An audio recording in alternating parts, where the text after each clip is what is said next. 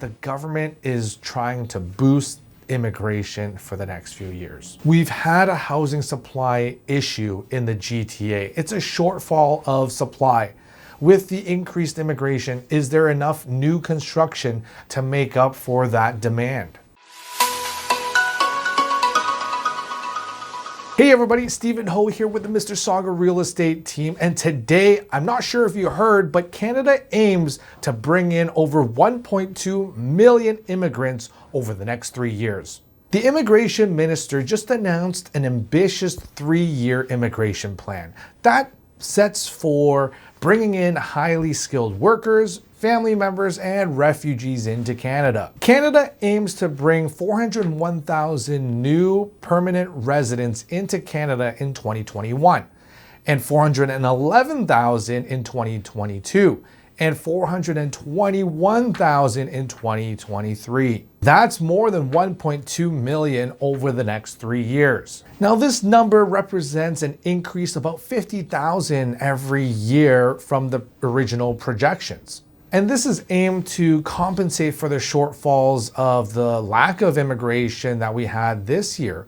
The shortfall because of the pandemic, because the borders are closed, and because people are probably sitting tight and watching to see how this all plays out in their country or in Canada. Now, this 1.2 million actually represents, believe it or not, about 1% of Canada's total population. So last year's plan was to bring in 1 million new immigrants over the next 3 years. But because of the pandemic, we have to cover up. And really, immigration is what drives the economic growth in Canada. Because ultimately, about 6 in 10 out of those immigrants are highly skilled workers. They're professionals or service workers or skilled trades workers. Immigrants drive the population and economic growth for vital social programs like healthcare. Now, is this projection from the immigration minister really attainable or reasonable?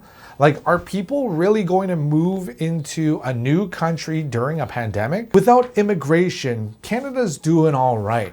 But without immigration, can it sustain that economic growth that we've been experiencing? Even with the drop off of immigration this year, the real estate market is still surprisingly doing very well. Although purchasing behaviors have changed quite a bit because of the pandemic. People moving out of the condos, people needing a little bit more outdoor space, personal space, a home office. There's a lot of different needs that are changing in buying habits. The biggest thing is the drop in rental market.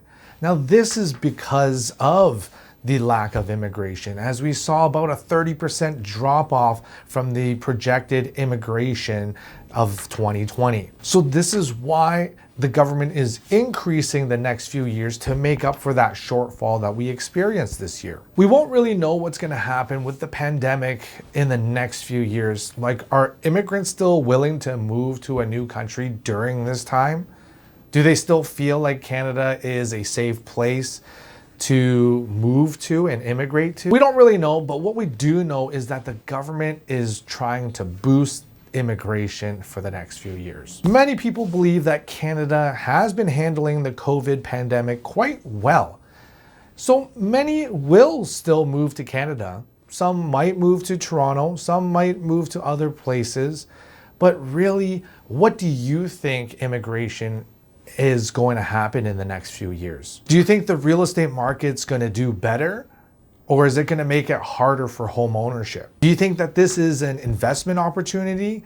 Or are you just going to sit tight and kind of see what happens? Let me know your thoughts. Hit that like button, comment below, let me know what you think. If you have any questions, I'm here to help. And until then, stay safe and stay healthy.